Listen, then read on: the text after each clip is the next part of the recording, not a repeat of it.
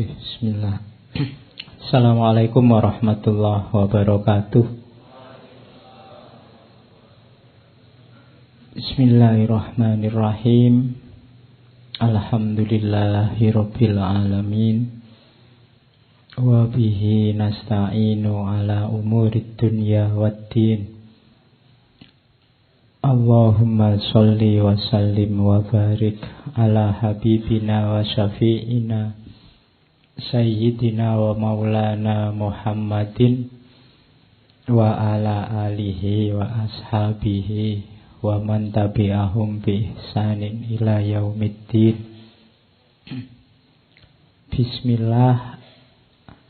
Mari kita mulai lagi ngaji filsafat kita setelah libur selama kurang lebih 1 bulan. Alhamdulillah ya ada liburnya.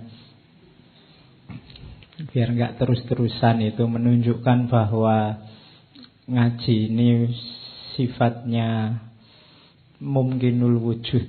Bisa ada, bisa enggak. Kita kan merencanakan ngaji ini ada terus, enggak ada liburnya. Tapi siapa kita yang bisa mewujudkan ada terus? Itu kan bukan kita, tapi Allah. Kalau Allah tidak mengizinkan ada, ya tidak ada. Jadi momen libur itu bisa kita pakai untuk menegaskan betapa kita ini tidak menguasai nasib kita sendiri.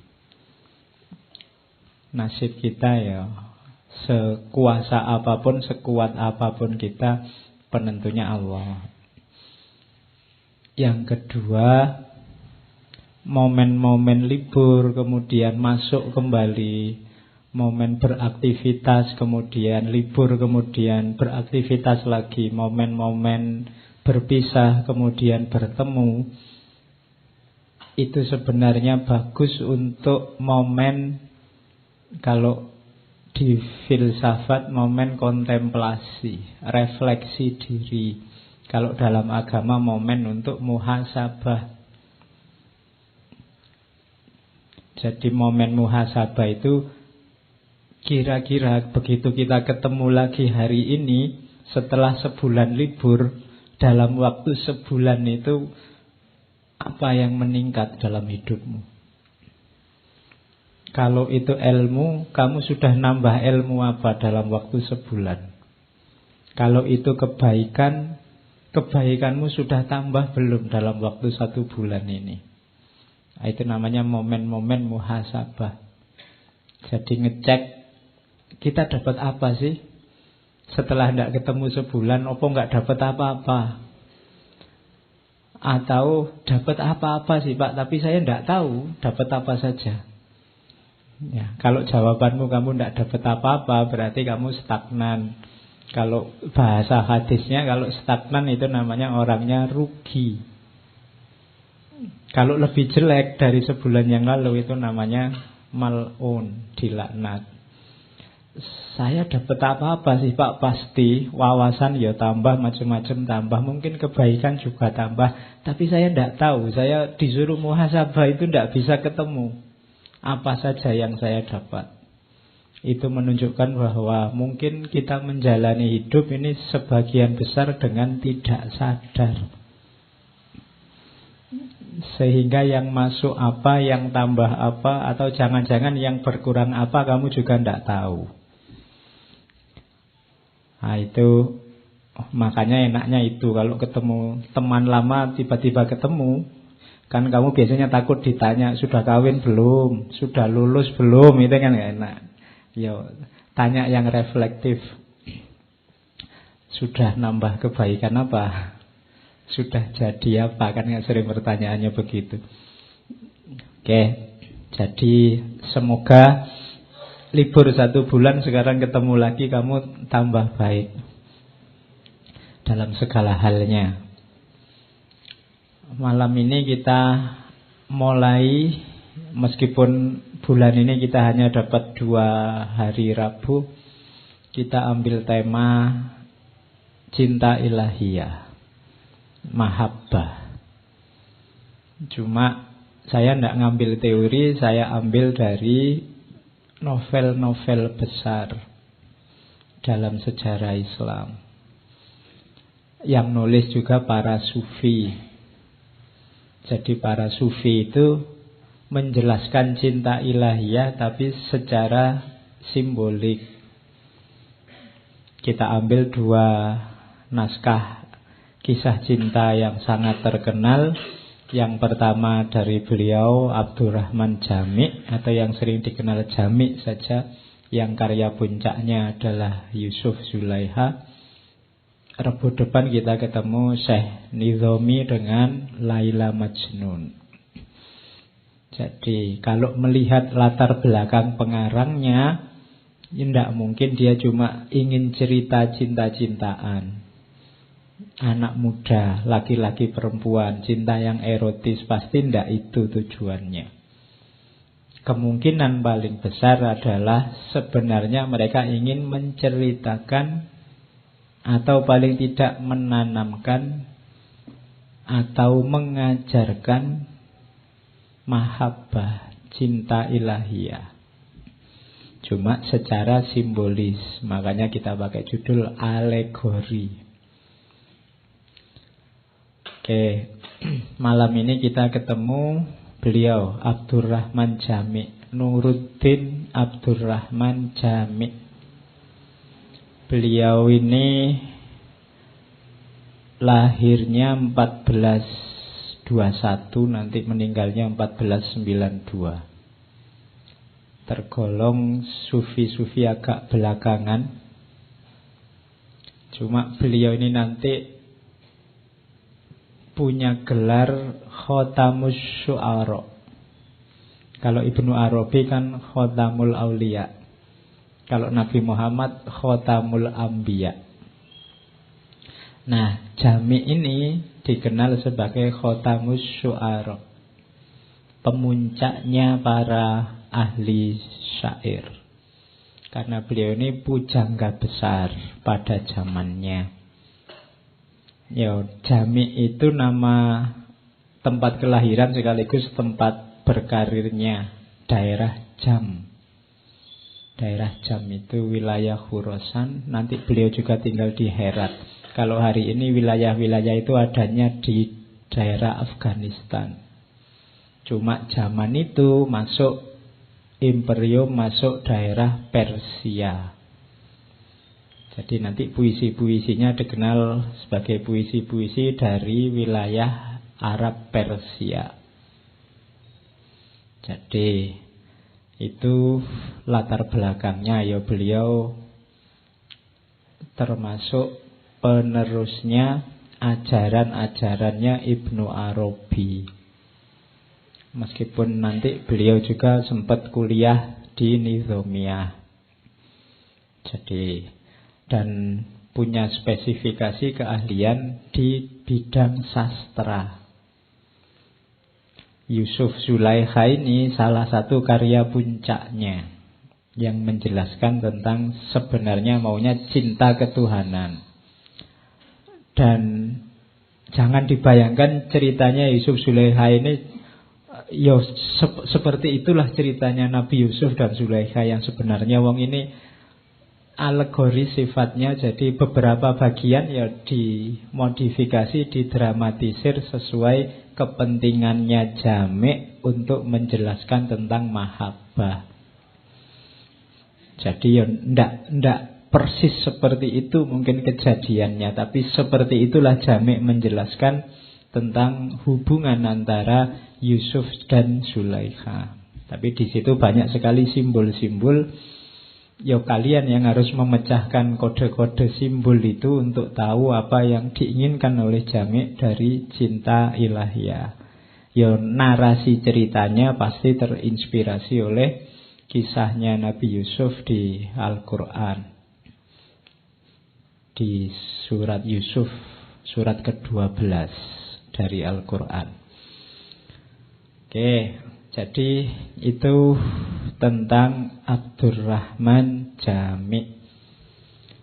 karya-karyanya banyak, silahkan dijelajahi, sebagian besar sangat puitis. Yusuf Zulaikha ini termasuk jenis masnawi.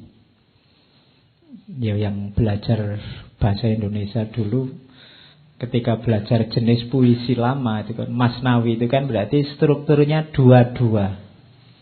Sama, Rumi nanti juga punya masnawi, lebih monumental, lebih terkenal.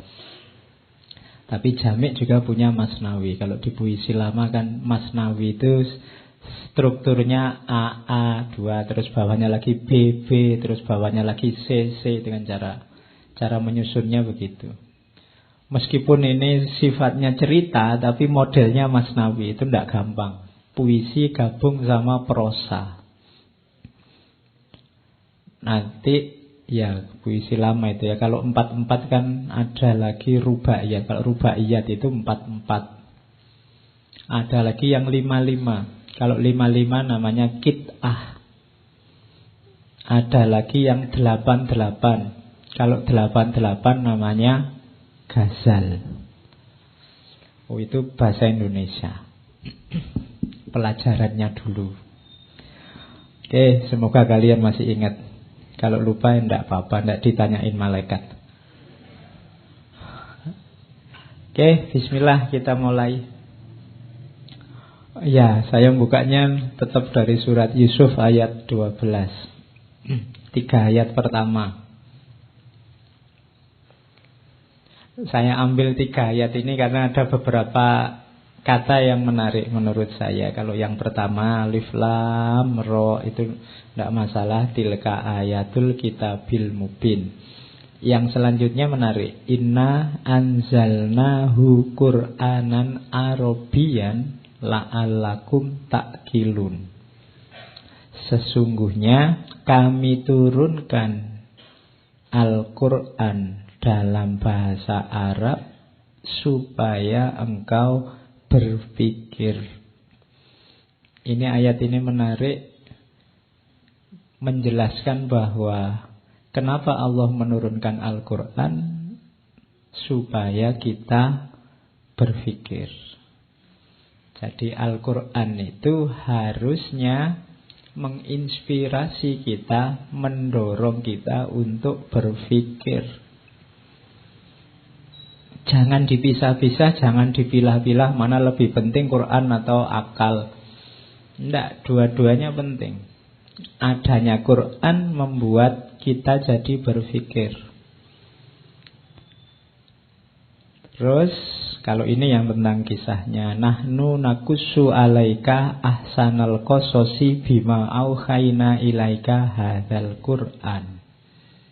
Jadi kami kisahkan padamu ahsanal qasasi. Makanya di pengantarnya Jami' itu kisahnya Yusuf Zulaikha itu disebut kisah paling baik, kisah paling agung. Karena Quran sendiri menyebutnya ahsanal qasasi. Jadi cerita paling agung.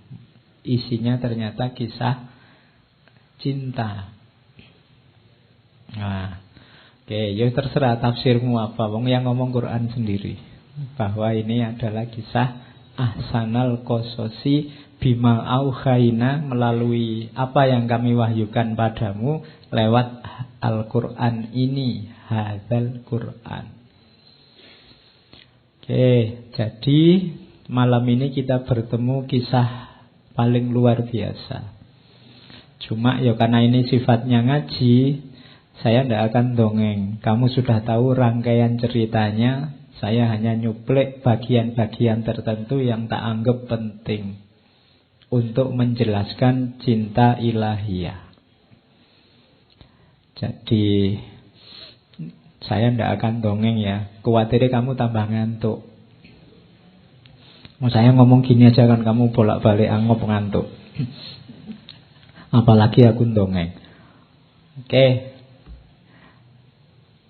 Saya buka-buka tulisan tentang Jami'. Ada beberapa yang saya ambil menurut saya menarik. Tidak apa-apa ya, saya bawa ke sini. Ada munajatnya Jami' itu mungkin cocok untuk kita pakai hari ini.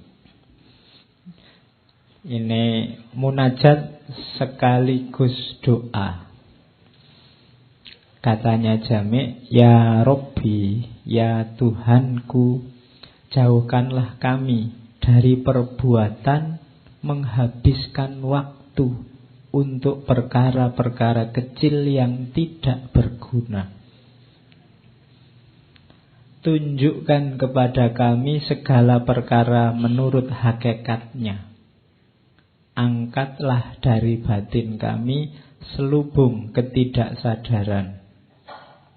Janganlah diperlihatkan kepada kami barang yang tidak nyata sebagai barang yang ada. Janganlah kau biarkan bayang-bayang menutup batin kami, sehingga kami tidak dapat melihat keindahan-Mu. Jadikanlah bayang-bayang ini sebagai kaca yang melalui batin kami untuk menyaksikan-Mu. Itu kalau penyair itu kan berdoa saja rasanya indah. Jadi ini munajat sekaligus doa. Ya sekali-sekali kalian kalau malam-malam pas bangun, munajatlah sambil nunggu siaran langsung sepak bola. Kamu boleh bermunajat. Ini kalimat-kalimat ini pasti menyesuaikan dengan situasi yang beliau alami. Kalian juga boleh bermunajat sesuai dengan situasimu masing-masing. Munajat itu kan kayak orang sedang curhat sama Allah. Jadi bisa dilakukan, biasanya lebih enak malam-malam kalau sepi. Oke. Terus ada lagi munajatnya Jami'. Jadi Jami' itu kenapa tertarik dengan dunia cinta ilahiyah? Jadi ceritanya Jami' ini pernah jatuh cinta. Cuma dia merasa bahwa tidak boleh aku ini jatuh cinta. Wong aku ini guru agama dalam tanda petik ya. Wong aku ini sufi kok ya jatuh cinta gimana ya? Wong aku ini ustadz kok ngelirik ke sana kok rasane. Itu dia melawan perasaan itu. Sampai nanti dia pindah dari Herat ke Samarkand. Pokoknya dia ingin menyibukkan dirinya terus dengan ilmu. Tapi jatuh cinta ini kan kalau sudah jatuh itu kan ya sumpek memang. Loh kamu sudah deklarasi pokoknya Pak saya kuliah tidak mau pacaran. Tapi kalau kamu sudah jatuh cinta, itu kalau kamu lawan itu lebih mengganggu kuliahmu. Loh iya, energimu untuk menghindari rasa itu besar. Jadi itu yang dulu dilakukan oleh Jami'. Sampai kemudian tiba-tiba dia merasa didatangi oleh seorang Syekh Sufi. Sebenarnya dia belum kenal. Nanti beliau kejar Syekh Sufi ini. Namanya Syekh Kashghari. Jadi dia merasa didatangi bayangannya Syekh Kashghari yang bilang, saudaraku, pergilah dan carilah seorang kekasih yang tidak mungkin bisa kau biarkan pergi. Itu mikir ya. Terus dipikir-pikir oleh Jami' ya, ketemunya satu-satunya kekasih yang tidak mungkin pergi itu hanya Allah. Jadi Syekh ini menyadarkan Jami', nanggung kalau kamu jatuh cintanya cuma sama perempuan. Rasa itu geserlah untuk mencintai yang tidak mungkin pergi. Nanti dari situ keluarlah puisinya yang sangat terkenal itu. Sang kekasih menyeru dari kedai minuman, datanglah. Lalu berilah aku anggur cinta, cawan demi cawan. Ku bebaskan diriku dari belenggu, logika dan nalar. Lalu ku mulai meratap dan menangis sampai bersatu. Dia meneruskan ajarannya Ibnu Arabi. Jadi puncaknya cinta, puncaknya pertemuan dengan Tuhan itu kan lenyapnya ego, lenyapnya diri. Itu nanti yang diberi nama macam-macam dalam dunia tasawuf. Tapi intinya itu. Sering ya istilah simpelnya bersatu. Jadi satu. Kalau ada dua zat bersatu, yang satu wajibul wujud, yang satu mumkinul wujud, ya pasti aja yang sisa mumkinul wujud. Kalau setetes air bersatu dengan laut, tidak usah dicari lagi setetes airnya, yang ada tinggal lautnya. Jadi itu yang disebut bersatu. Dan sejak itu Jami' menyibukkan diri dengan dunia cinta ilahiyah. Sampai usia sekitar 80-an, nanti beliau, ini ada syairnya, waktu dekat-dekat merasa sudah saatnya mau berangkat bertemu kekasihnya yang sejati. Itu salah satu syairnya yang sangat terkenal juga sebelum beliau meninggal. Jadi katanya Jami', kecil ya itu tulisannya, tidak apa-apa. Adalah memalukan bahwa hari-hari akan berlalu tanpa kita. Bunga-bunga akan mekar dan musim semi akan tiba. Musim panas, musim dingin, dan musim semi akan berlalu. Dan kita pasti akan menjadi tanah dan debu. Jadi ini mengingatkan kita bahwa sedahsyat apapun hidupmu, sejago apapun kamu, sebesar apapun dirimu, pada akhirnya hanya jadi tanah dan debu. Dan sejarah akan terus berjalan. Musim semi akan berganti tanpa dirimu dan tidak masalah. Kamu yang merasa penting, begitu kamu mati hari ini, ya dunia tetap berjalan. Kamu yang merasa besar, jangan dikira sebesar apa pengaruhmu, karena tidak ada kamu pun dunia juga berjalan. Jadi jangan overestimate dengan kehadiranmu di muka bumi ini. Ya, kadang-kadang kan kita kan ketika sibuk oleh satu hal, satu masalah, terpaku di situ terus, seolah-olah kalau urusan ini tidak beres dunia kiamat. Kehadiranmu juga begitu. Hari ini kan kita sering sibuk begitu. Makanya saya usahakan ngaji ini temanya tidak mainstream. Orang bahas apa, kita bahas apa. Jadi basa Jawa ini rada selinjo. Takutnya apa? Kalau kamu hanya asik bahas itu saja, jangan-jangan banyak hal penting lain yang terlewatkan. Jadi makanya tema ini macam-macam. Kadang tiba-tiba ngomong sufi, kadang tiba-tiba ngomong filsafat barat, kadang tiba-tiba ngomong itu, biar pikiran kita sadar terus bahwa sangat banyak hal yang penting, sangat banyak hal yang mungkin harus kita jelajahi. Tidak harus stres dengan satu masalah saja. Itu pelajaran dari munajatnya Jami'. Apapun yang terjadi, musim silih berganti, pada akhirnya kita hanya jadi tanah dan debu. Itu ceritanya Jami'. Oke, bismillah. Ini saya potong dari pembukaan Yusuf dan Zulaikha. Kenapa harus cinta? Itu kalimatnya saya copy paste. Apabila engkau hendak bebas, jadilah tawanan cinta. Satu-satunya relasi. Kita ini kan manusia, tidak mungkin hidup tanpa orang lain. Begitu kamu lahir ke dunia, kamu butuh orang lain. Cuma nama hubungan dengan orang lain yang membebaskan itu hanya cinta. Relasi yang bukan cinta kebanyakan tidak membebaskan tapi mengikat. Ada kewajiban-kewajiban yang harus kamu penuhi demi relasi itu. Tapi kalau relasinya namanya cinta, tidak. Ketika ibumu membesarkanmu, itu kan relasinya cinta. Dia capek luar biasa, dia kehilangan banyak. Tapi dia bahagia, senang luar biasa. Kenapa? Karena cinta padamu. Tidak merasa terikat sama sekali. Sama kayak kamu kalau punya pacar itu loh. Mbok kamu disuruh bangun pagi, jemput, nganter kuliah. Disuruh, lo iya kan, hujan-hujan disuruh apel. Berat lo itu. Tapi kan kamu menjalaninya dengan senang, tidak merasa terikat, tidak merasa terbebani.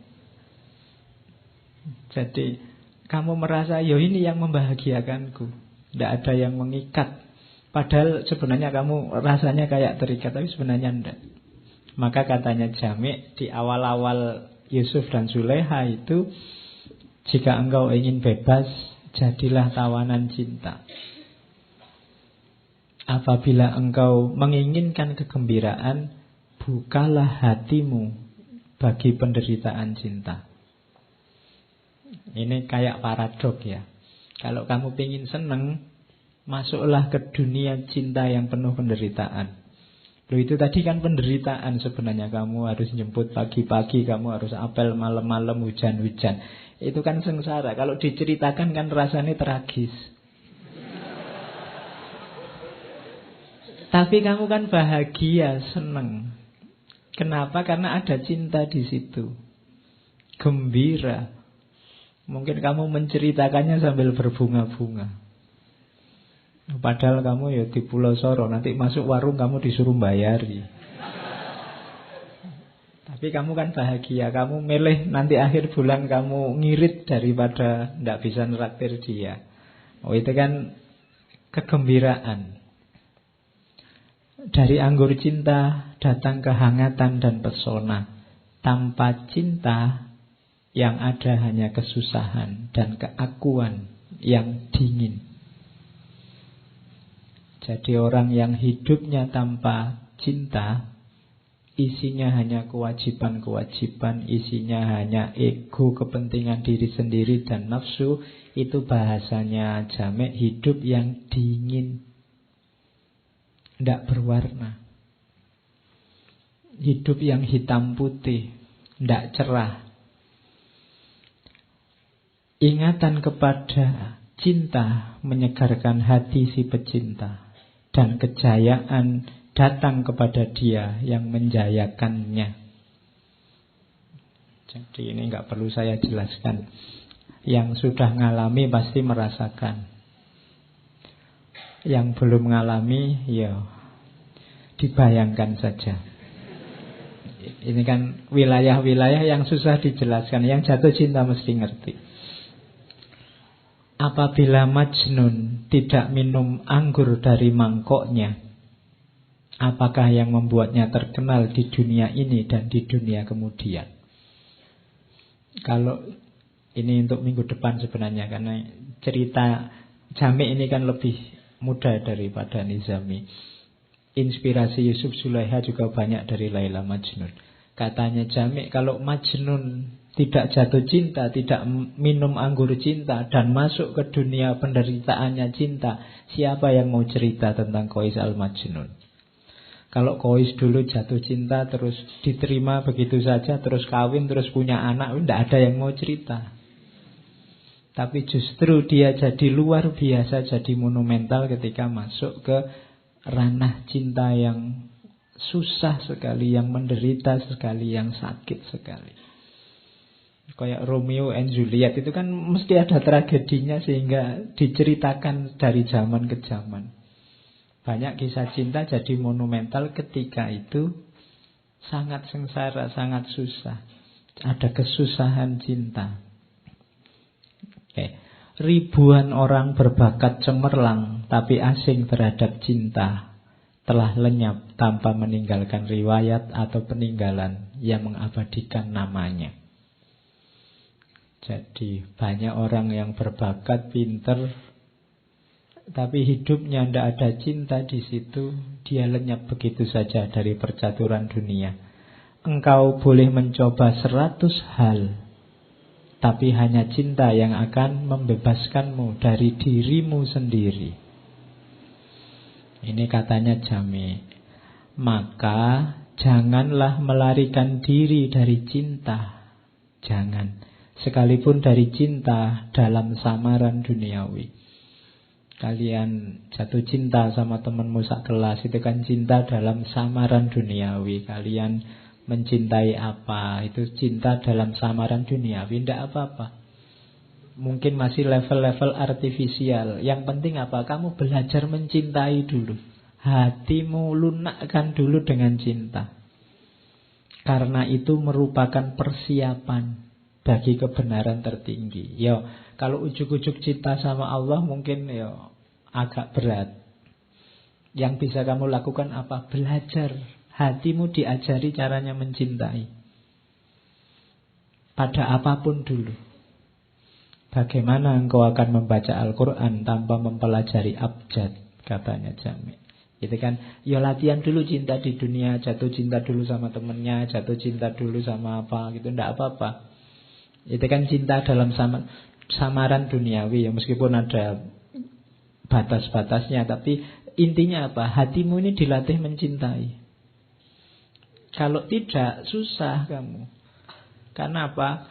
Ndak bisa orang memaksa diri untuk jatuh cinta, itu kan ndak gampang.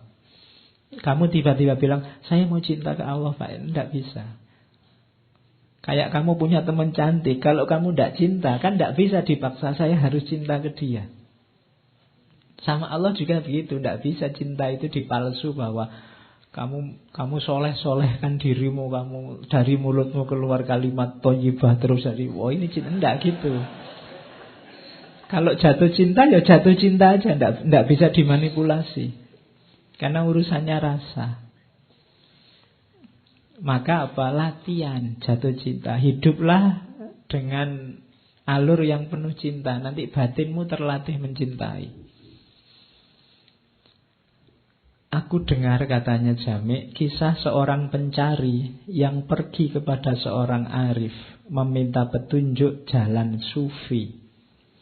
Orang tua arif itu berkata kepadanya, apabila engkau belum pernah menginjak jalan cinta, pergilah jatuh cintalah. Kemudian kembalilah menemui kami. Jadi ini unik ya, ada seorang sufi ditemui guru, saya mau baiat, mau menempuh jalan sufi, saya tobat pengen jadi wali. Nah, itu jawabannya gurunya, kamu pernah jatuh cinta enggak? Ya mungkin kalau bahasa hari ini, kamu pernah pacaran enggak? Belum, saya anak soleh kok ditanya begitu. Terus jawabannya guru sufi, sudahlah kamu pulang dulu, pergilah jatuh cintalah dulu. Jadi berarti apa? Hatimu belum terlatih lembut, belum terlatih mencintai. Sementara nyawanya dunia sufi itu batin hati yang mencintai. Kalau kamu sudah ngerti rasanya jatuh cinta, balik lagi ke sini, ayo melakukan suluk. Hatimu sudah paham bagaimana rasanya jatuh cinta. Nah, ini rumus yang lain dari Jami. Ya, meskipun jangan dipakai alasan ya. Nanti kamu pacaran, kamu kok hidupnya pacaran terus. Oh, ini latihan mencintai Pak. Ya. Pada akhirnya kan nanti cinta sama Allah kan gitu. Ya itu alasan mudah. Oke, jadi itu pembukaan dari Jami. Nah, nanti di belakangan ada paragraf yang unik. Jadi ini Yusuf Zulaikha, beliau menulisnya sudah di usia-usia agak lanjut. Di kalimat di buku itu ada seruan dari cinta kepada Jami. Jami, engkau telah menjadi tua dalam cinta. Kita ini kan sejak kecil sampai sebesar ini, itu kan kita bisa eksis sampai hari ini, sampai dewasa itu kan karena banyak cinta di sekeliling kita. Sejak kita lahir, dari orang tua kita, dari lingkungan kita, guru-guru kita, saudara-saudara kita, itu kan isinya saling butuh, saling mencintai. Maka kita bisa selamat dewasa sampai hari ini. Maka cinta menyeru pada Jami, engkau telah menjadi tua dalam cinta. Semoga engkau bertahan dan meninggal dengan sungguh-sungguh dalam cinta. Tapi katanya cinta, pertama-tama tuliskanlah suatu cerita tentang permainan cinta, sehingga dapat terpelihara satu jejak dari dirimu sendiri di dunia. Gambarkanlah dengan pena halusmu suatu lukisan yang akan tinggal setelah engkau pergi. Jadi itu di pendahuluannya Yusuf Zulaikha itu Jamik merasa dia harus meninggalkan satu jejak karya tentang cinta. Karena cinta adalah hal yang paling penting dalam hidupnya selama ini. Jadi itu belum kayak kalimat sebelumnya tadi kan, belum disebut orang besar, belum disebut orang yang berbakat sebelum meninggalkan karya dalam cinta. Maka sekaranglah saatnya Jamik, katanya cinta, tulislah karya tentang cinta. Dari situlah nanti kemudian beliau memilih kisahnya Yusuf dan Zulaikha. Saya tidak akan merunut dari awal, kalian sudah ngerti siapa Yusuf, siapa Zulaikha yang nanti jadi majikannya dan seterusnya.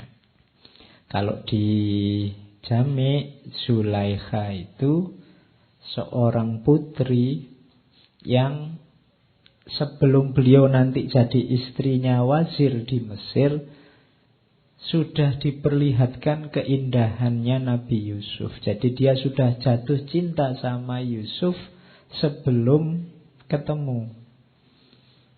Ketemunya di mimpi. Nah, dia mimpi ketemu seorang laki-laki yang indahnya luar biasa. Ya, Nabi Yusuf itu kan bahkan di salah satu hadisnya katanya Nabi Muhammad kan Nabi Yusuf itu yang memiliki separuh keindahan, separuh ketampanannya laki-laki. Jadi kalau ada orang kegantengan seluruh dunia dibagi dua, yang separuh miliknya Nabi Yusuf, yang separuh dibagi orang sedunia mulai Nabi Adam sampai kiamat. Ya. Loh, ilustrasinya Nabi Muhammad kan begitu. Nabi Muhammad cerita ketika beliau ketemu Nabi Yusuf di langit ketiga waktu Isra Mi'raj. Itu kan di langit ketiga ketemu Nabi Yusuf. Dan beliau menggambarkan dia, Nabi Yusuf itu punya setengahnya. Jadi artis-artis ganteng siapapun itu cuma perlian kecil-kecil dari gantengnya Nabi Yusuf. Karena Nabi Yusuf yang punya separuhnya. Yo, untungnya kita nggak ngalamin. Ngalami kalah saingan kabeh kamu. Oke ya, saya tidak membayangkan hari ini nanti dia tiap hari masuk TV diteriaki sama ABG-ABG itu mesti. Zaman dulu kan ceritanya waktu diperlihatkan pada perempuan-perempuan bangsawan Mesir saat itu kan semuanya melongo sampai ngiris tangannya sendiri tidak terasa. Itu kan saking kagumnya, saking takjubnya dengan ketampanannya Nabi Yusuf. Nah itu Zulaikha ini sudah bermimpi ketemu Yusuf, sehingga dia jatuh cinta sebelum ketemu orangnya. Itu kalimatnya ketika dia setelah mimpi, wahai permata suci, dari tambang manakah engkau berasal? Engkau telah membawa pergi hatiku tanpa mengatakan padaku siapa namamu atau dari mana datangmu. Dan aku tak mengetahui kemana akan bertanya. Aku tidak menghendaki siapapun tertimpa cinta seperti ini. Aku tidak memiliki hati dan tidak pula memiliki hasrat hatiku sendiri. Bayanganmu telah muncul padaku dan merampas tidurku. Ia telah membuat air mata dan darah hatiku mengalir.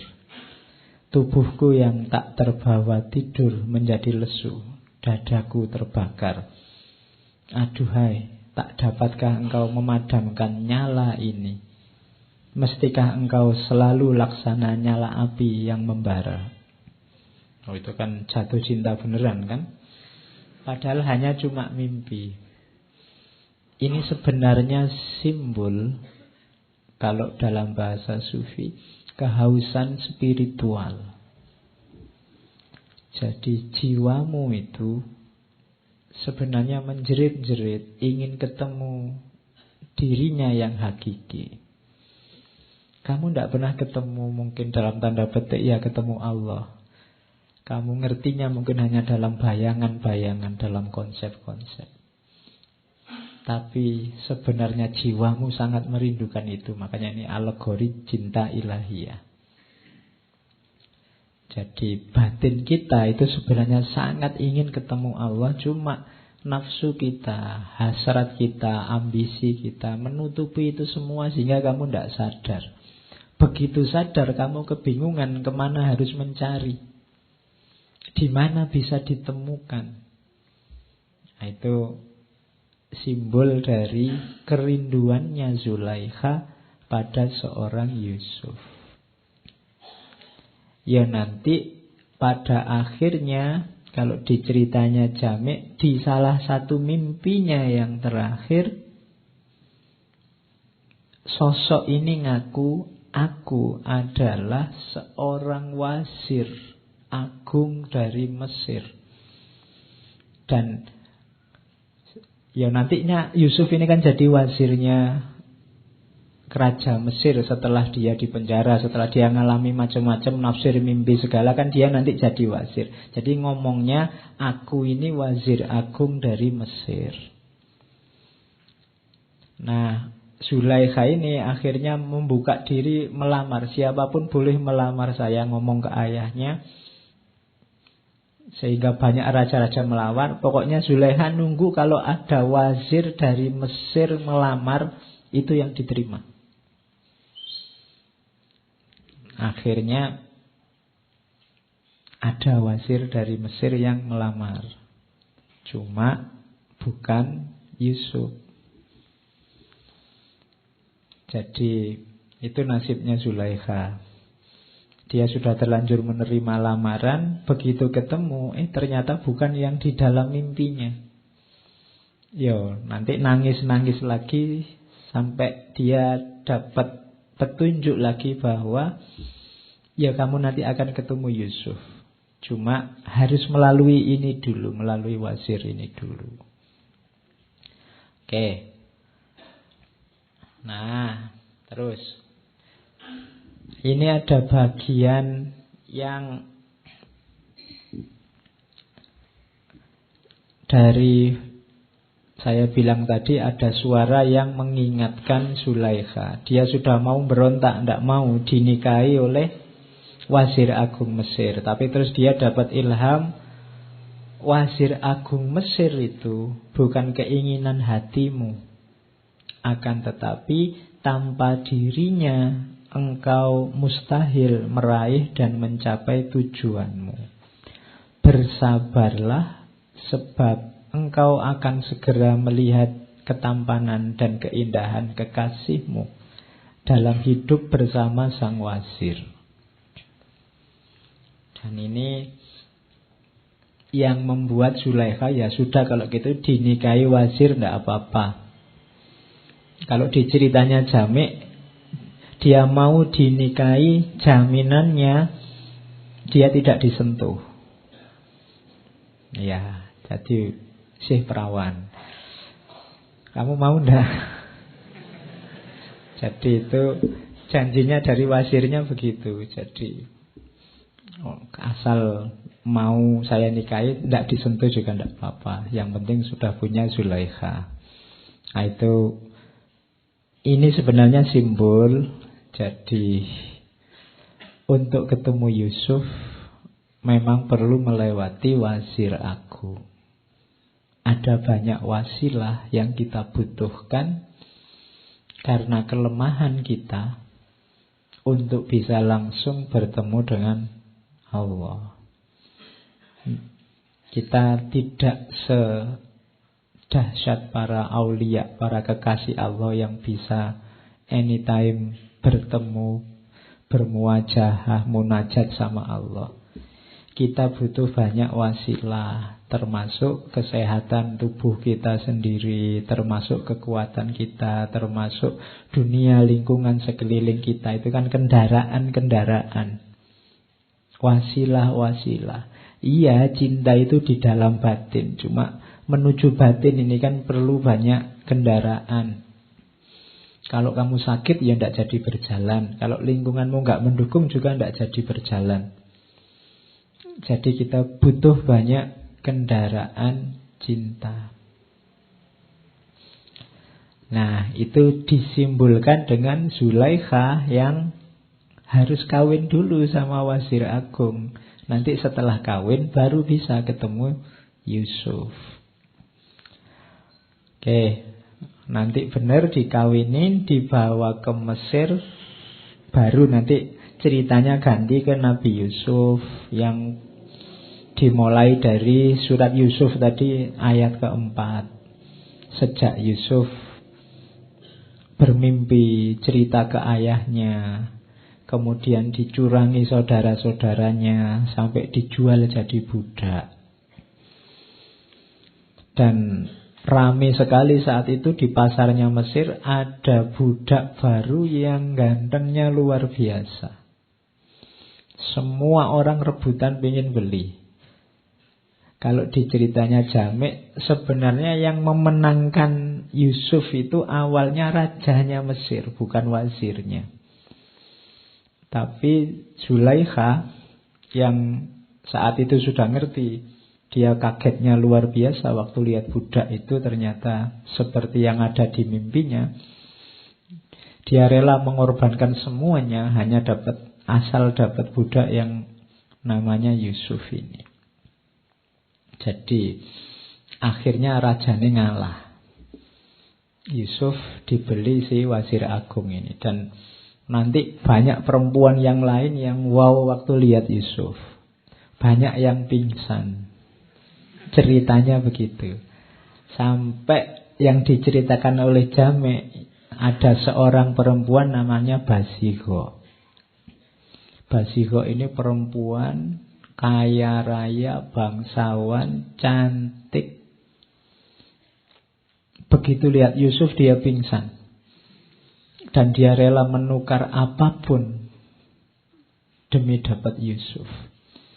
Oleh Nabi Yusuf, beliau dinasehati. Basigho ini perempuan ini yang nangis-nangis di depan Yusuf dinasehati. Katanya Yusuf, ketika engkau melihat keindahan dan kesempurnaan di dunia ini, yang demikian itu tak lain adalah sebuah tanda tentang Dia. Makhluk yang indah hanyalah sekuntum bunga mekar di taman Allah yang luas. Jika engkau punya mata untuk melihat kesempurnaan, maka engkau pasti memiliki pengetahuan bahwa apa yang engkau lihat tak lain hanya cermin yang memantulkan gambaran wajahnya. Penampilanku juga adalah gambaran keindahan Allah sendiri. Namun engkau mesti tahu bahwa sebuah gambar akan memudar. Sekuntum bunga akan layu. Dan pantulan dalam cermin pun tertutup oleh cahaya yang hakiki. Hanya Allah sajalah yang hakiki dan abadi. Dalam hal ini, mengapa engkau membuang-buang waktumu untuk sesuatu yang ada hari ini dan akan lenyap esok hari? Pergilah langsung ke sang sumber tanpa menunda-nunda lagi. Jadi ini sebenarnya Jami' ingin ngajari loh. Apapun manifestasi keindahan apapun di dunia ini, semuanya hanya bayangannya Allah. Kalau kalian mampu, tidak usah berhenti di bayangan. Langsung ketemu aslinya. Kayak dulu waktu kita ngomong Ghazali kan, kalau kamu cinta sama yang indah-indah, ketahuilah yang maha indah itu Allah. Kalau kamu cinta sama yang cerdas-cerdas, yang pandai-pandai, yang pinter-pinter, yang maha tahu, maha pinter itu Allah. Kalau kamu cinta sama yang kuat-kuat, yang kuasa-kuasa, yang maha kuat, maha kuasa itu Allah. Yang lain hanya cerminannya. Nah ini Yusuf nasihati Basiko, loh kamu sampai segitunya padaku itu loh. Aku ini cuma cermin, aku ini cuma gambar. Koyo TV kalau dimatiin sama yang punya ya hilang. Pada saatnya juga habis. Sudahlah kamu ndak usah sampai termehek-mehek begitu sama aku. Mungkin bahasa kasari gitu. Nah, kalau dijamik Basiko ini akhirnya sadar, oh iya ya, berarti selama ini aku salah dan hidupku sejak awal juga memang sudah salah. Akhirnya dia membuang semua hartanya, dikasih ke fakir miskin, hidup sederhana, kemudian uzlah, hidup hanya untuk Allah. Nah, itu kisah perempuan yang dinasihati oleh Yusuf. Cerita yang berbeda dengan yang dialami nanti. Ini masih panjang pengalamannya dengan Zulaikha. Jadi ternyata ada juga perempuan. Yo, kalau memang laki-lakinya sengganteng itu sebagaimana ilustrasinya, kan tidak mungkin penduduk Mesir tidak heboh. Ya mesti heboh lah kalau ada orang gantengnya seperti itu, separuhnya dunia. Ya mesti semua keluar ingin memiliki, ingin melihat. Yang menang ya yang punya duit, yang punya kuasa. Karena saat itu kan memang budak-budak itu kan untuk dibeli. Nah, dari situ nanti mengalirlah cerita Yusuf, Zulaikha yang tidak nyambung karena Nabi Yusuf memposisikan dirinya hanya sebagai budaknya. Bila sebuah, dan ini sudah dekat sama Yusuf pun masih meratap. Kenapa? Wong tidak ditanggapi sama Nabi Yusuf. Susah ya. Sudah. Wong ya jejer tiap hari. Tapi kok tidak nyambung. Kok tidak ditanggapi tiap hari, sudah ngelirik-ngelirik tapi kok ya tidak bisa dapat. Katanya ini Zulaikhanya. Bila sebuah hati mendapat tempat di sisi sang kekasih, bagaimana ia dapat berhasrat untuk bersatu dengan orang lain? Pernahkah engkau melihat seekor laron terbang ke matahari, sedang harapannya terletak pada nyala lilin? Adalah sia-sia menyebarkan 100 rangkaian semak harum di hadapan si pungguk, sementara ia hanya menginginkan nafas mawar yang segar. Sekali teratai disapu oleh kehangatan manisnya mentari, pernahkah ia mau menunjukkan suatu perhatian pada bulan? Apabila jiwa haus akan air jernih, apakah perlu manisnya gula? Jadi ini Zulaikha mengeluh, yang diinginkan Yusuf bukan aku. Dia sudah asik dengan kekasihnya sendiri, dengan Tuhannya sendiri. Dia tidak butuh aku lagi. Meskipun kita dekat satu rumah. Jadi katanya Zulaikha, aku akui ia tak pernah tersesat jauh dariku, tapi tak pernah pula ia menatap wajahku. Tidakkah patut diratapi kita berdiri menahan haus di tepi sungai, sementara air itu tak pernah mampu memuaskan hausku? Ketika pandanganku dinyalakan oleh keindahan yang bersinar, ia menghindari mataku dan memandang teguh ke kakinya. Jadi berarti Nabi Yusuf itu selalu menunduk, tidak pernah mau memandang wajahnya Zulaikha. Bukanlah aku hendak menyalahkannya atas hal itu, karena kakinya jauh lebih indah daripada wajahku. Oh, iya ya. Jadi minder ini Zulaikha. Apabila aku melihat kepadanya dengan mata terbuka lebar, ia hanya menunjukkan padaku pandangan segan, sungkan. Aku tak dapat menyalahkan atas hal itu pula, karena aku tahu bahwa tak ada perbuatan salah yang ia lakukan. Lidahnya tertutup rapat, maka apalagi yang dapat aku lakukan selain meminum darah hatiku sendiri.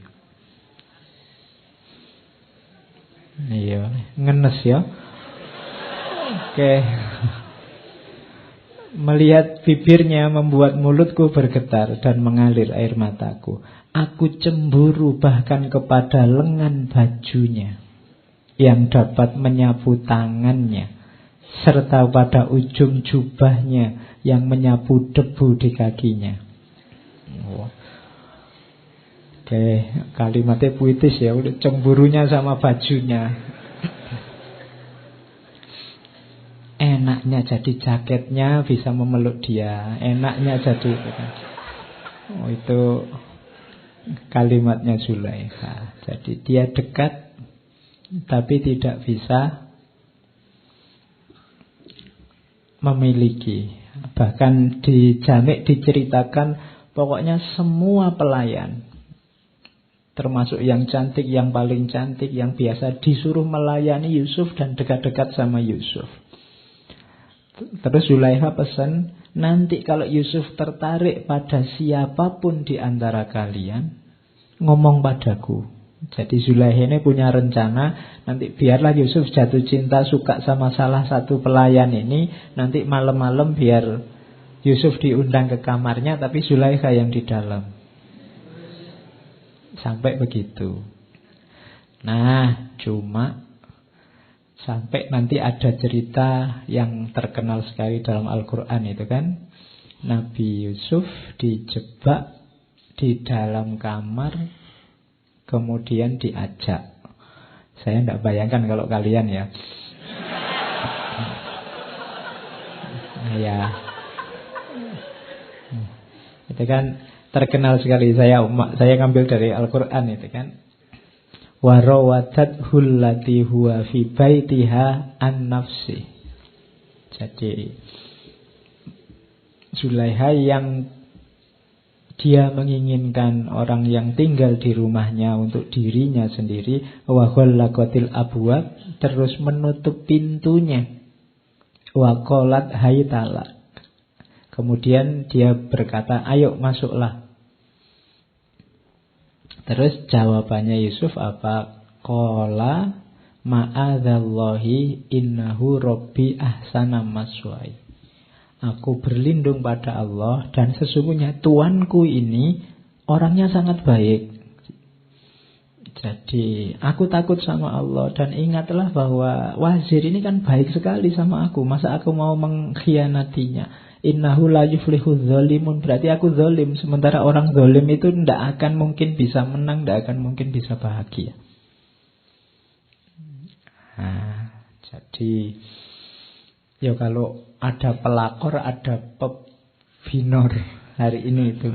Yusuf nggak mau begitu, karena itu perilaku zalim. Dan ingat-ingatlah pada akhirnya orang zalim nggak akan bisa bahagia. Innahu la yuflihu dzalimun. Meskipun katanya Al-Quran, walaqad hammat bihi wa hamma biha. Zulaikha itu tertarik pada Yusuf. Jangan-jangan Yusuf ya laki-laki normal, ya mau-mau saja. Wa hamma biha laula an ro'a burhana rabbi. Kalau dia tidak melihat isyarat-isyarat petunjuk dari Allah bahwa tidak boleh begitu. Kadzalika linasrifa anhu su'a wal fahsya. Seperti itulah Allah untuk memalingkan, melindungi Yusuf dari kejelekan dan kemungkaran. Kenapa? Karena innahu min ibadinal mukhlasin. Katanya Allah, Yusuf ini orang terpilih. Jangan sampai melakukan hal yang buruk dan tercela. Kalau di Jami' ada dialognya. Nabi Yusuf berkata, kenapa aku tidak mau? Ada dua rintangan yang mencegahku menuruti kemauanmu. Yang pertama adalah gimana aku menjawab pertanyaan dari Allah. Yang kedua, bagaimana menghadapi wazir. Katanya Zulaikha, jangan bicara padaku tentang suamiku, sebab dibandingkan cintaku padamu, ia bukanlah apa-apa. Iya. Nah, enak ya jatuh cinta sama, jangan takut sama suamiku kan, karena dia merasa menguasai suaminya. Ya memang jatuh cinta sama istrinya orang, suaminya orang itu kan lebih aman. Karena ada anekdotnya begitu. Kalau kamu jatuh cinta sama yang gadis, saingannya banyak. Tapi kalau istrinya orang kan saingannya satu, suaminya. Oke. Terus katanya Zulaikha, aku bisa meracunnya. Wah susah ya, diracun loh. Atau mengalihkannya agar tidak mengetahui keadaan kita. Akan hanya Allah, katanya Zulaikha, Allah lebih gampang lagi. Jika dia memang maha penyayang, maha pemaaf, sebagaimana engkau katakan, aku akan tobat, ngasih zakat, ngasih sedekah, nanti dia mengampuni kita. Gampang loh. Jadi ayolah kita ngamar berdua, nanti tobat bareng-bareng. Oh ya, basa kasare kan gitu. Nah, jawabannya Yusuf, engkau mungkin bisa menyembunyikan dosamu dari sang wasir, tetapi engkau tidak akan pernah bisa menyembunyikannya dari Allah.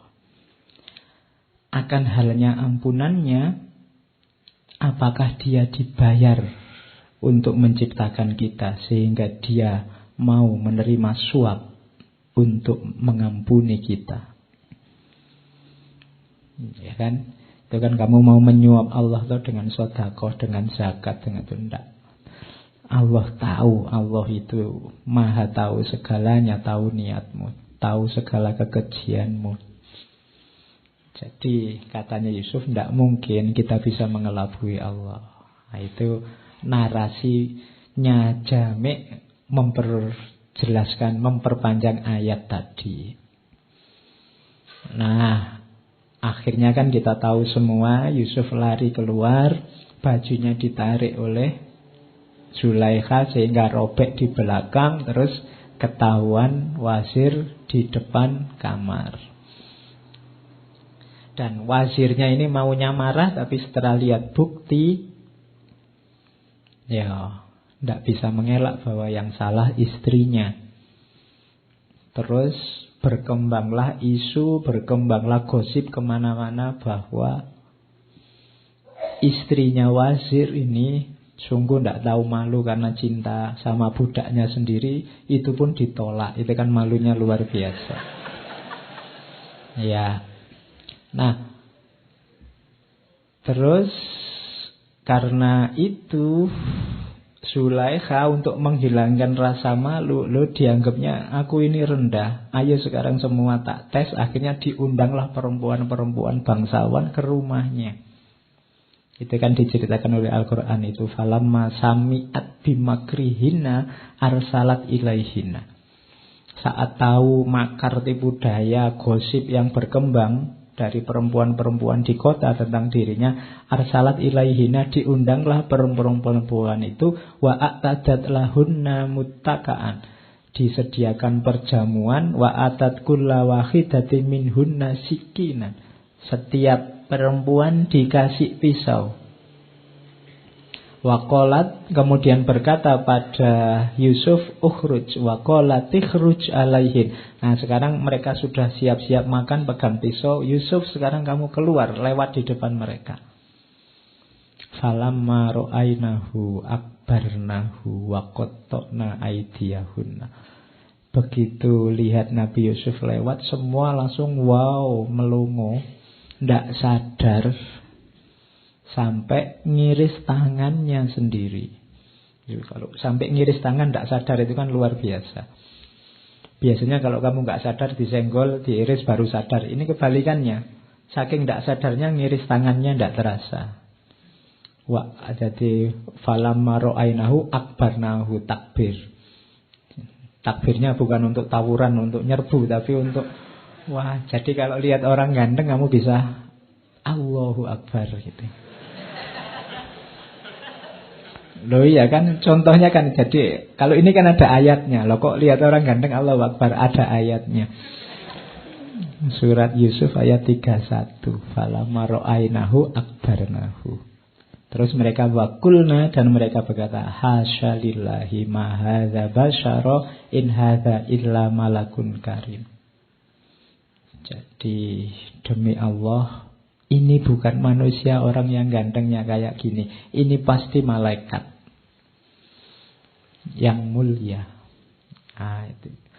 Jadi mungkin inilah ganteng yang tak terbayang, karena pokoknya saking gantengnya jadi orang sampai wow, tidak membayangkan hari ini seperti apa. Ini untuk membungkam mulutnya perempuan-perempuan Mesir saat itu. Lah kok aku digosipkan, katanya Zulaikha. Coba kalian sendiri lihatlah, kayak gini loh Yusuf. Apa ndak kelepek-kelepek kalian lihat kayak gini. Jadi sehingga terus rame orang sana, oh ya pantas jatuh cinta, makhluknya seindah ini. Itulah Yusuf. Dan cintanya terus berkembang. Ini yang membuat Zulaikha tambah lama tambah susah. Yaitu kalimat-kalimat ratapannya panjang. Engkau adalah mata dan cahaya keindahan, hati dari yang sengsara. Cinta padamu telah menyalakan api dalam hatiku, yang sepenuhnya memakanku, dan engkau tak pernah memadamkan apinya dengan air persatuan. Engkau telah merobek hatiku dengan pedang kejam, namun tampaknya engkau sendiri seperti sama sekali tak peduli oleh kekejamanmu sendiri. Setiap saat engkau membawa kesedihan baru kepadaku. Oh, betapa aku berhasrat dengan nama langit agar ibuku tak pernah melahirkanku. Atau setelah lahir kiranya saja susu yang aku teguk diberi racun oleh pengasuhku. Nah, gitu, saking sumpeknya. Ya, Zulaikha. Oke. Nah, ini di kota tetap ramai. Kemudian jadi gosip terus-menerus, jadi fitnah terus-menerus. Zulaikha juga mendekati Yusuf terus-menerus. Nabi Yusuf juga susah. Akhirnya apa? Nabi Yusuf berkata, qala, berdoa pada Allah, qala rabbi sijnu ahabbu ilayya mimma yad'unani ilaih. Ya Allah, lebih baik penjara. Penjara lebih aku sukai daripada apa yang mereka ingin aku lakukan. Wa illa tasrif anni kaidahunna asbu ilaihinna wa aku minal jahilin. Kalau tidak begitu, mungkin lama-lama aku tidak kuat, aku akan berpaling mengikuti tipu daya mereka. Wa aku minal jahilin, sehingga aku jadi orang bodoh. Karena digoda terus-menerus itu kan ya cobaan luar biasa loh itu. Perempuan-perempuan cantik semuanya menginginkan Yusuf. Makanya Nabi Yusuf berdoa, Rabbi sijnu ahabu ilayya mimma yad'unani ilaih. Mending aku di penjara sajalah. Itu saya tidak tahu ada nggak orang laki-laki yang berani berdoa begini. Dan doanya dikabulkan. Nanti Nabi Yusuf akhirnya masuk penjara. Dianggap menimbulkan kekacauan. Ya mungkin karena kegantengannya. Ternyata ganteng itu menyusahkan ya. Oke, bersyukurlah kalian yang tidak ganteng. Beliau kan sumpek kalau jadi ganteng dan cantik. Nah, Nabi Yusuf akhirnya di penjara. Cuma jangan dikira cintanya Zulaikha berhenti. Zulaikha nanti bikin ruang khusus, bikin kamar khusus dekat penjara. Ya. Dia bikin ruang yang bisa anytime melihat Yusuf. Cuma Yusuf di penjara itu kan kalau di ceritanya Jami' selalu bermunajat, selalu bersujud pada Allah. Dan itu yang terus diawasi oleh Zulaikha. Karena aku tak pantas melihatnya dalam penjara, aku puas melihat hubungan yang menaunginya. Jadi lihat atapnya penjara saja sudah alhamdulillah. Karena Yusuf ada di situ. Bahkan memandang pintu dan dinding penjara membuatku bahagia. Karena di mana saja bulanku bertahta, di sanalah terdapat keabadian surga. Betapa dia cemburu sama atap. Betapa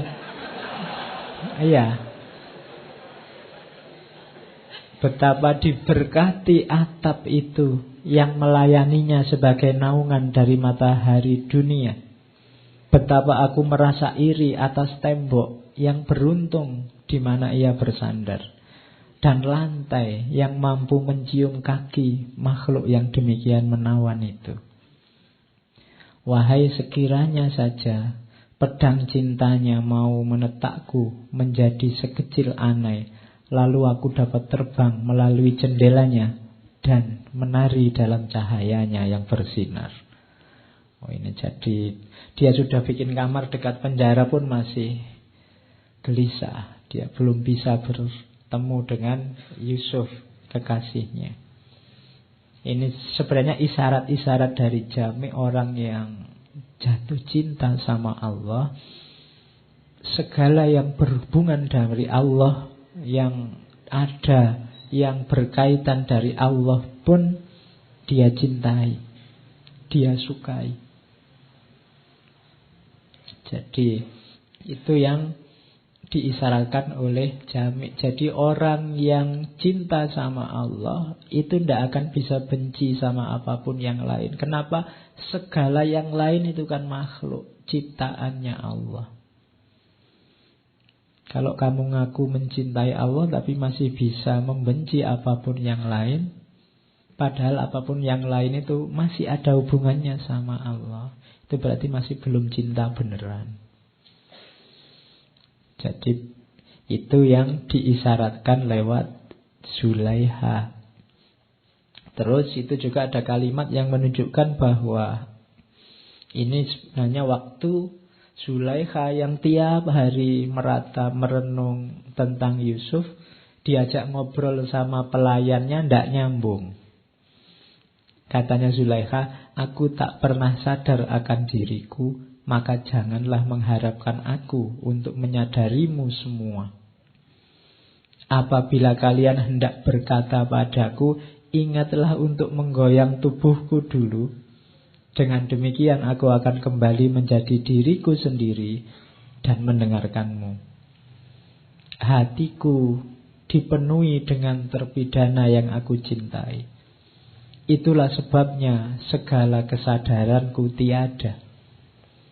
Bagaimana mungkin pikiran yang dipenuhi keindahan seperti itu dapat menyadari apapun lainnya? Jadi kalau sudah jatuh cinta, diri akan lenyap. Siapapun yang sedang cinta sama Allah, dia akan, yang ada dalam dirinya hanya Allah saja. Sebagaimana Zulaiha, yang ada dalam dirinya hanya Yusuf saja.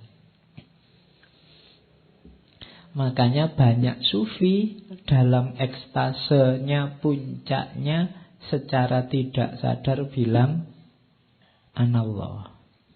Itu yang nanti disebut syatohat. Itu diucapkan ketika dia lenyap dirinya, tidak ada dirinya. Yang ada dalam dirinya hanya Allah saja. Sama kayak kalian waktu jatuh cinta dengan siapa, itu yang ada dalam dirimu kan yang kamu cintai saja.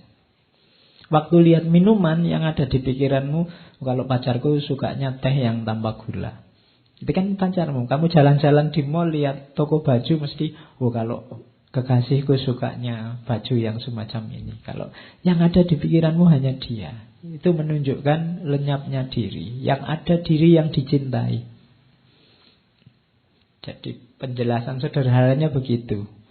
Jamek pakai analogi dari Zulaiha yang merasa tidak sadar. Jadi kalau mau ngajak ngobrol Zulaiha, ditepuk dulu, sadar. Nah, baru bisa diajak ngomong. Kalau tidak begitu, yang ada di pikirannya hanya Yusuf. Oke. Terus, jadi itu unsur selanjutnya Penyucian diri. Secara tidak sadar dengan cintanya nanti Zulaikha sebenarnya sedang membersihkan dirinya dari segala hal yang duniawi. Bahkan dari egonya sendiri. Ini kan latihan yang luar biasa. Banyak orang susah untuk menaklukkan egonya.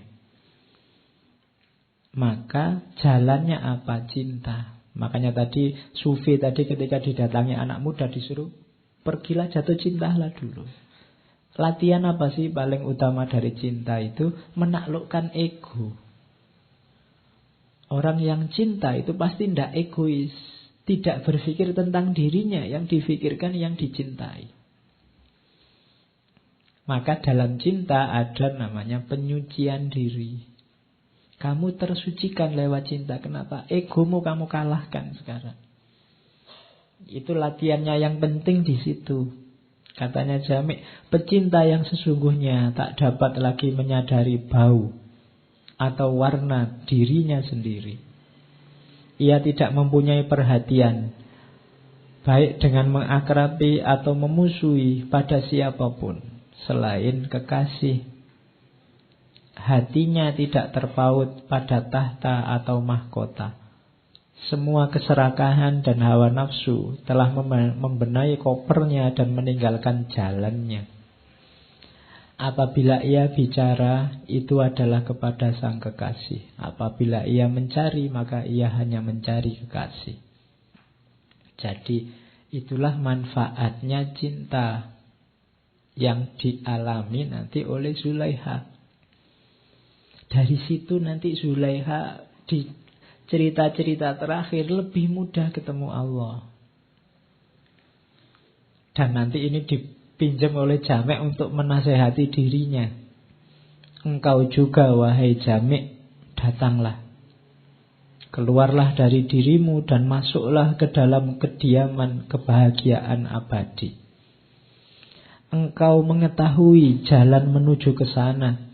Maka apakah kelambanan yang menyedihkan ini? Kenapa engkau lambat? Kenapa engkau menunda-nunda? Kamu kan sudah tahu ilmunya, sudah tahu teorinya, sudah tahu kebenarannya. Menunggu apa lagi? Tinggalkan dunia khayali dari jiwa binatang dan masuklah wilayah kegaiban. Dahulu pun engkau tak ada, hingga tak ada kesulitan apapun yang menimpamu karenanya. Engkau dulu tidak ada, engkau dulu tidak punya apa-apa. Sudah tidak usah dikhawatirkan duniamu, sekelilingmu, apa yang kamu miliki, apa yang tidak kamu miliki, tidak penting. Sekarang kamu ngerti jalan kebenarannya, tempuhlah itu. Tidak perlu memberati apapun. Janganlah mencari kesejahteraanmu dalam rasa mementingkan diri. Karena engkau tak akan pernah mendapatkan laba dalam jenis perdagangan itu. Nah, itu dari ceritanya Zulaikha, Jami' ingin menasehati dirinya sendiri.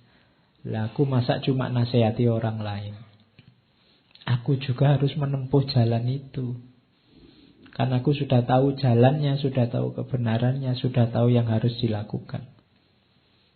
Apalagi yang aku tunggu, aku ini kok lambat sekali ya. Apakah kelambanan yang menyedihkan itu? Nah itu keluhannya Jami' terhadap dirinya sendiri.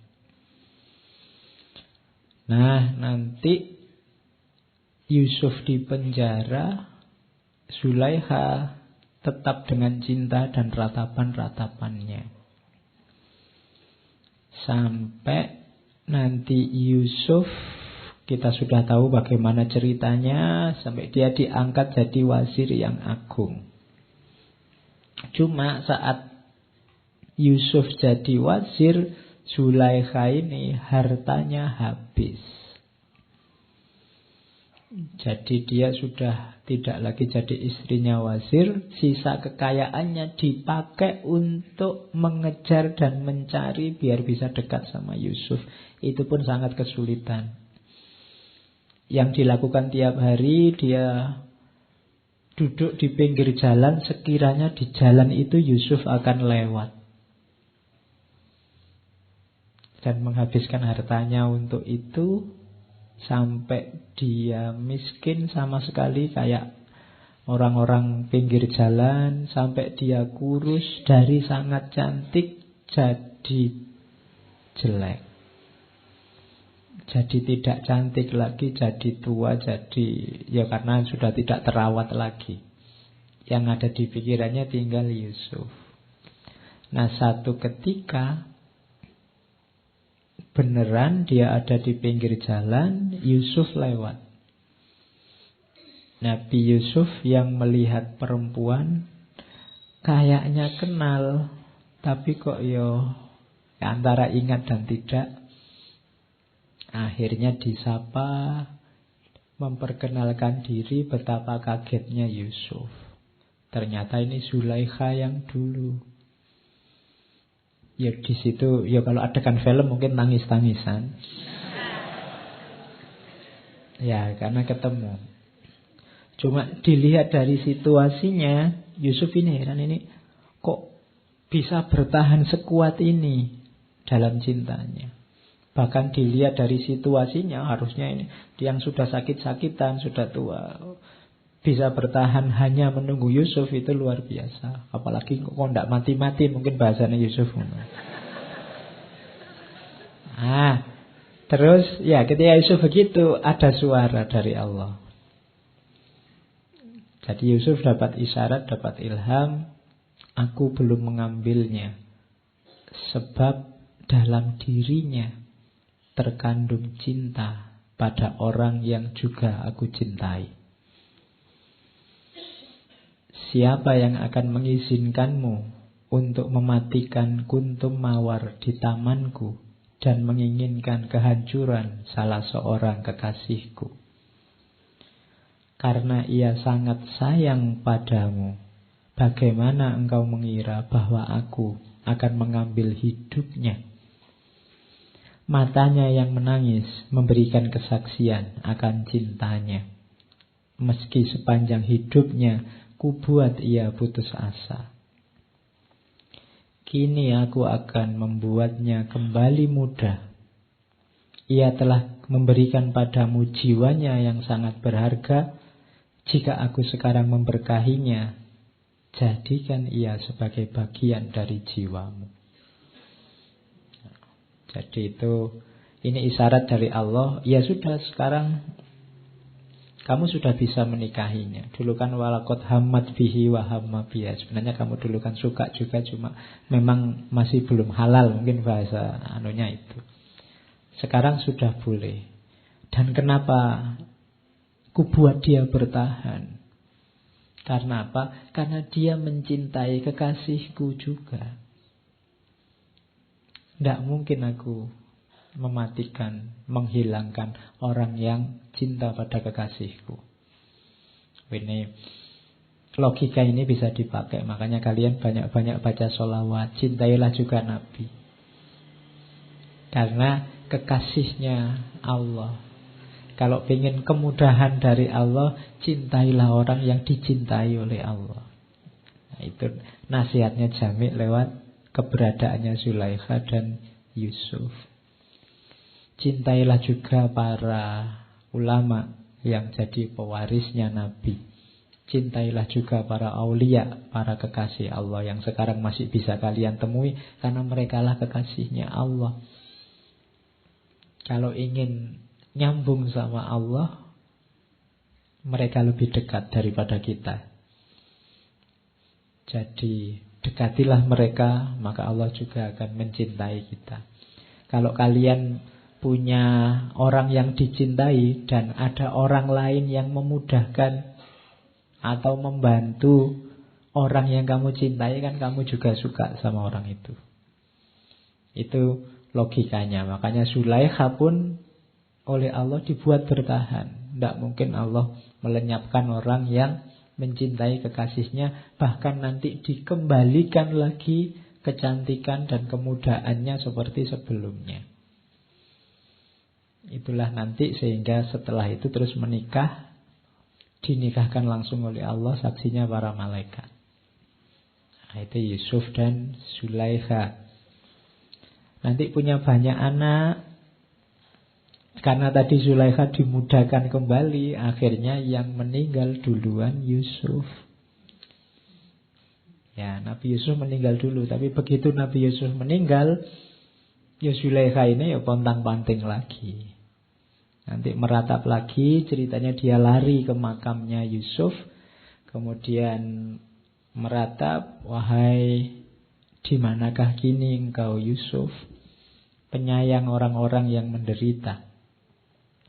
Kini engkau bersembunyi jauh di bawah akar sebatang pohon mawar, sementara aku berada di atas, seperti ranting-rantingnya yang menjulang tinggi.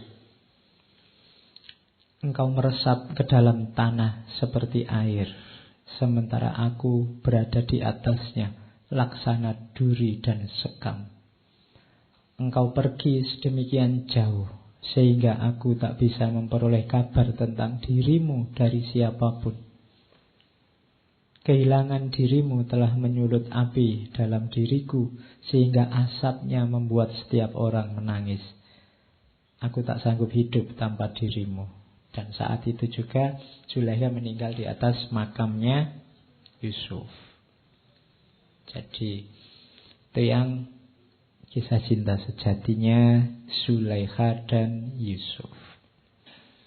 Banyak pelajaran, cuma saya bilang tadi ini alegori majas dari cinta ketuhanan.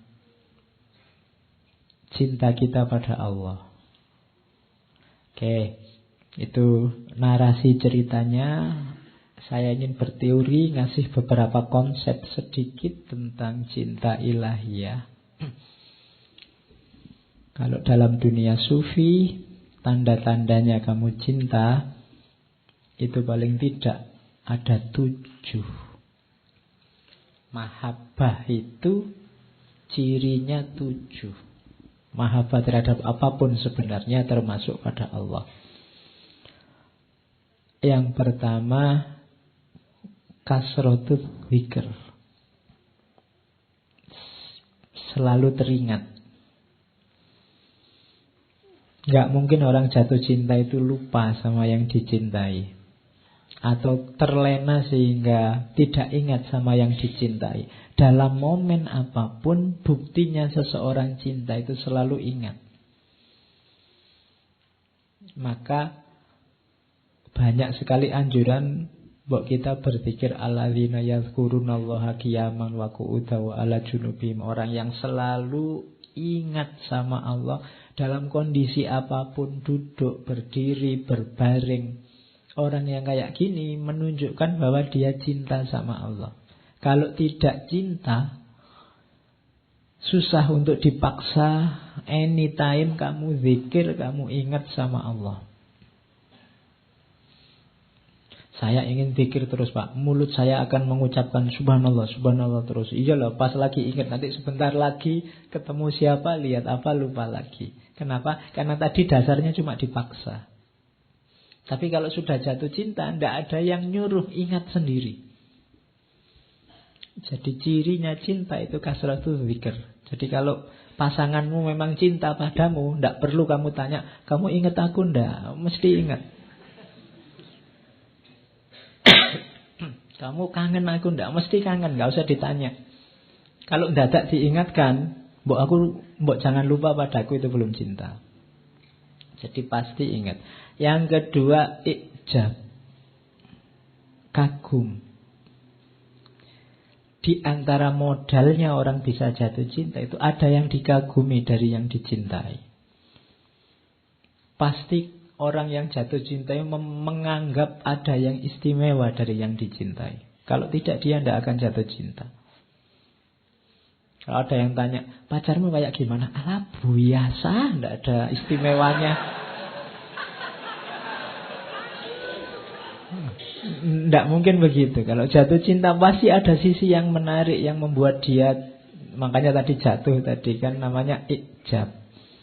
Pasti tidak biasa. Kalau ngomongnya, alah biasa-biasa aja, Bapak kayak yang lain. Oh berarti kamu belum jatuh cinta itu. Itu paling kamu asal ndak jomblo gitu aja. Asal punya pasangan. Tapi yang jatuh cinta beneran pasti ada ijabnya, ada kagumnya, apalagi sama Allah. Jadi wow sama Allah. Oke, itu ciri kedua tandanya orang. Ciri yang ketiga ridho, rela. Jadi cinta itu rela apapun keinginan, apapun keputusan yang dicintai. Kalau sama Allah ya takdirnya Allah apa saja kamu terima. Itu menunjukkan kamu cinta. Tidak komplain, tidak mengeluh, tidak menuntut macam-macam. Ya sudah, kalau dikasih ini ya tidak apa-apa, dikasih segini ya tidak apa-apa. Alhamdulillah saya terima. Itu menunjukkan kamu sudah cinta. Dan rasa rela itu tidak bisa dipaksa loh. Orang bisa bilang, iya Pak, saya ikhlas kok Pak. Tapi kalau tidak ikhlas beneran itu ya tidak iso ikhlas. Itu urusan rasa, bukan urusan mulut sama akal.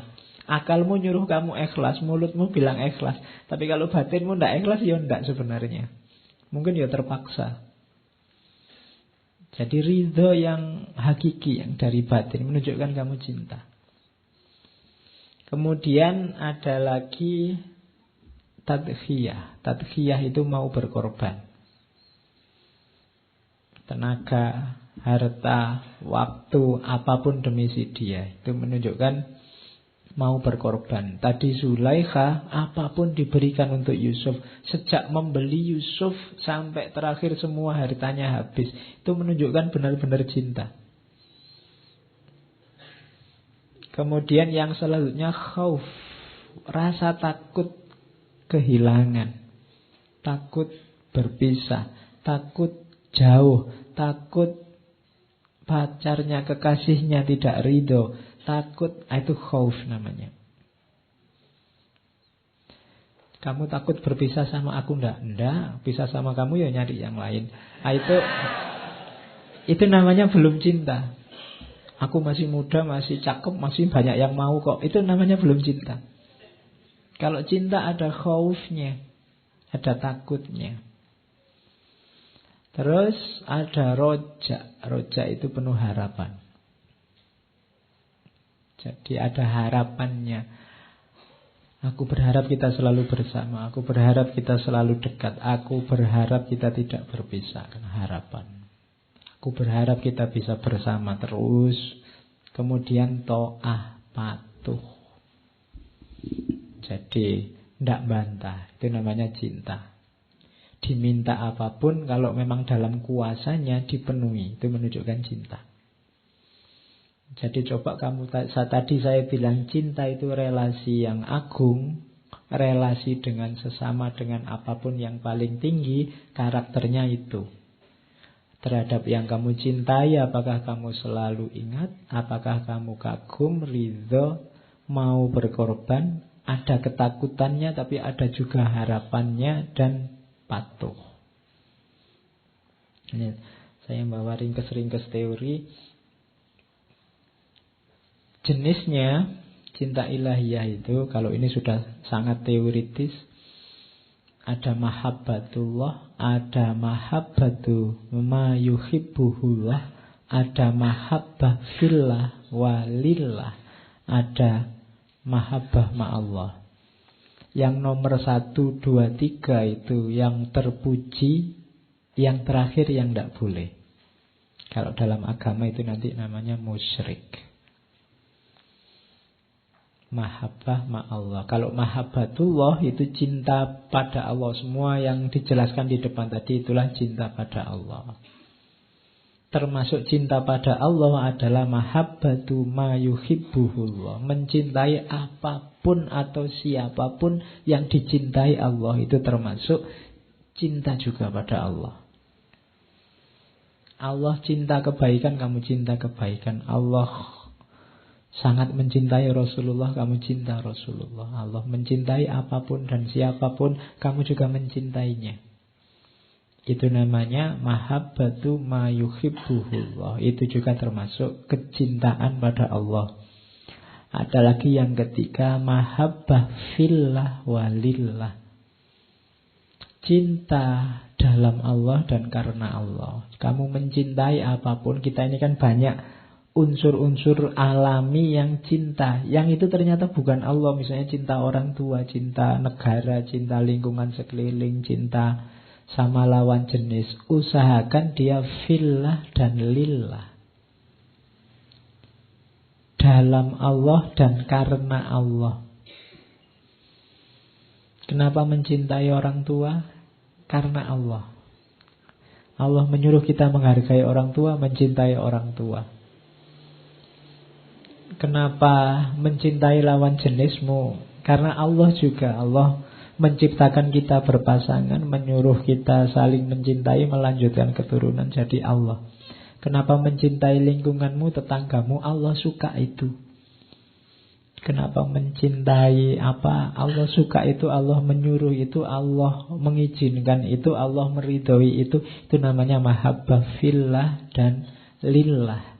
Itu juga termasuk mahabbatullah. Tidak apa-apa. Jadi tinggal dikerangkai oleh Allah. Karena kita masih manusia biasa, masih suka macam-macam, tidak suka macam-macam. Jadi suka dan tidak suka itu usahakan fillah dan lillah.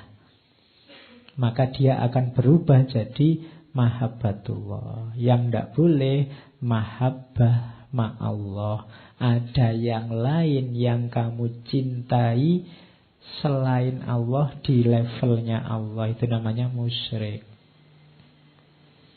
Di dunia ini hanya ada dua yang aku cintai, engkau dan Allah. Itu tidak boleh. Yang boleh, aku mencintaimu karena Allah. Oke, koyo lagu ya. Ayo cari sendiri rumusnya. Dan cinta pada Allah itu nanti mendalam rasa. Semua aktivitas yang dilandasi oleh cinta pada Allah nanti akan menemukan momentum keagungannya sendiri. Saya bawa cerita, mumpung masih ada waktu ya. Jadi ini cerita dulu. Ini sebenarnya harusnya masuk ketika ngomong Kaisar Akbar.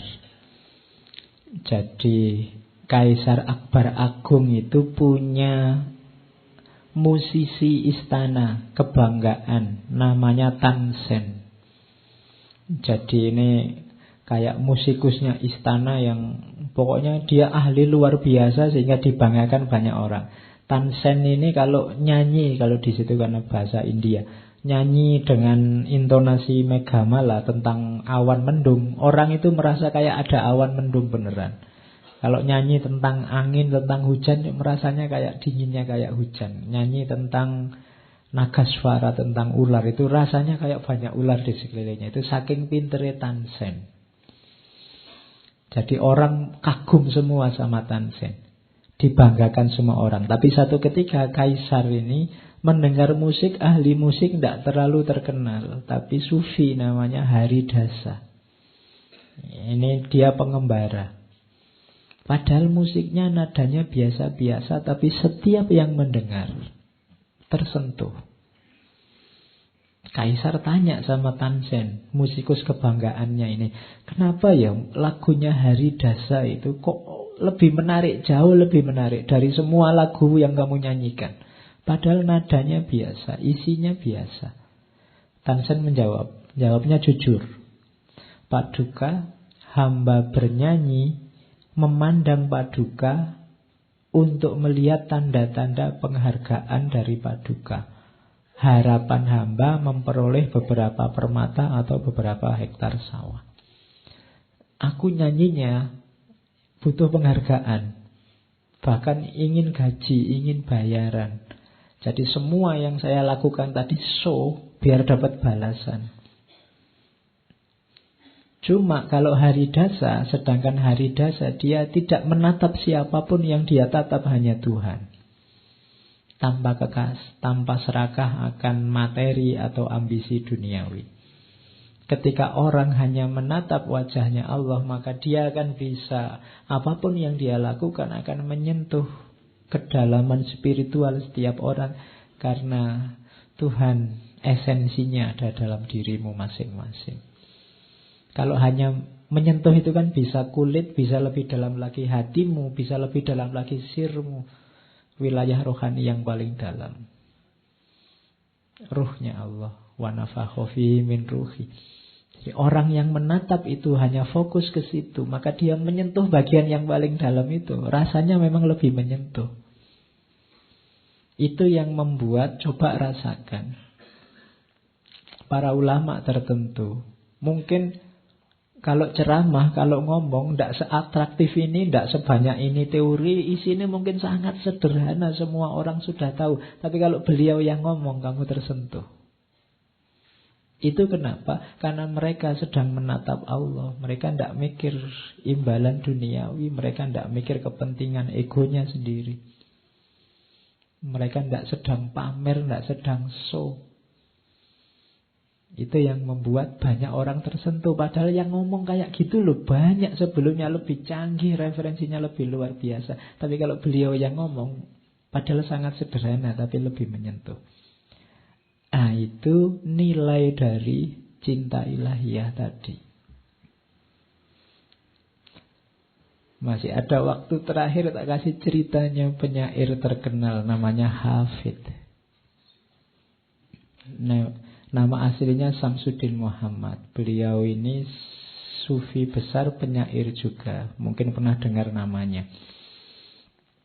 Ini tentang cinta ilahiyah. Jadi Hafid ini satu ketika, Hafid ini pada saat umur 21 tahun, dia belum sufi. Dia ini cuma pembantu di toko roti.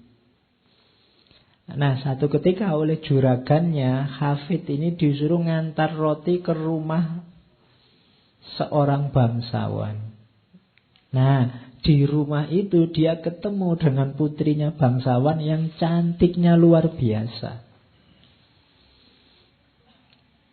Yo, biasalah ya kalau lihat perempuan cantik kan terus tertarik.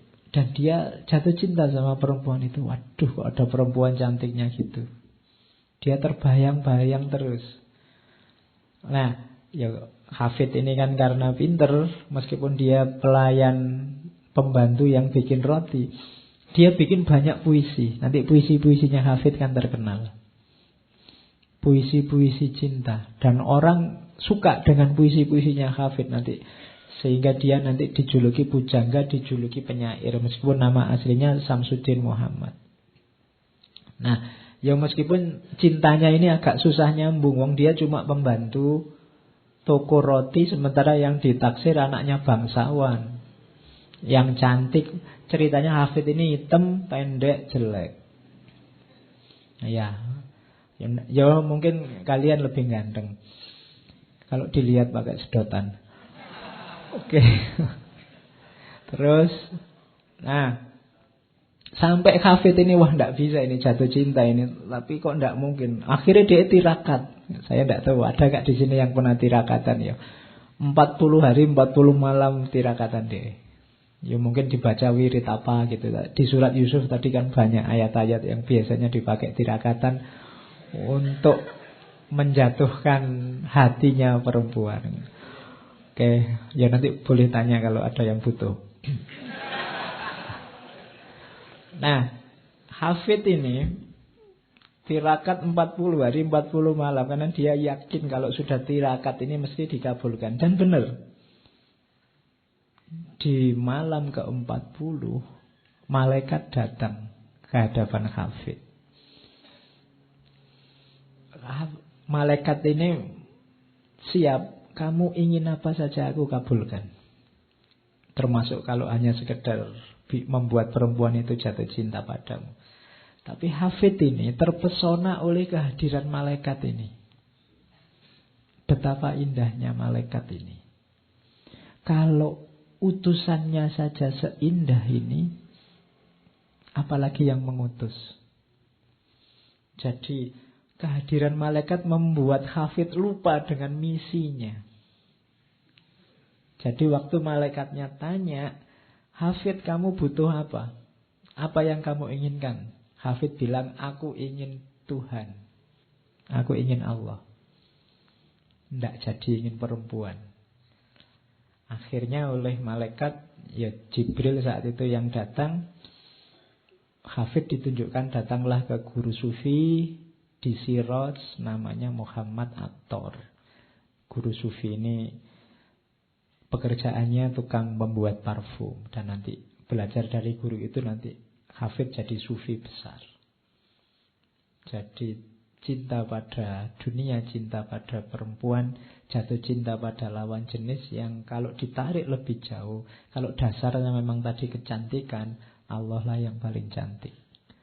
Melihat malaikatnya saja Hafid terpesona. Maka Hafid bilang, kalau begitu saya revisi permohonannya.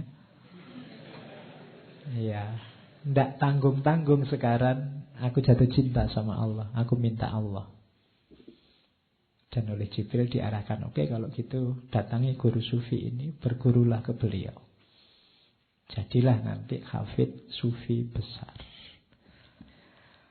Oke, saya kira itu untuk mahabbah ilahiyah, cinta pada Allah. Malam hari ini, minggu depan kita lanjutkan dengan kisah yang lebih tragis lagi. Ya, kita, kalau ini kan cinta luar biasa dari seorang putri namanya Zulaikha. Minggu depan kita ketemu Qais al-Majnun yang lebih dahsyat lagi. Biar imbang, ada laki-laki, ada perempuan. Oke, saya kira itu. Ketemu lagi minggu depan insyaallah. Wallahul muwafiq, wallahu a'lam bissawab. Wassalamualaikum warahmatullahi wabarakatuh.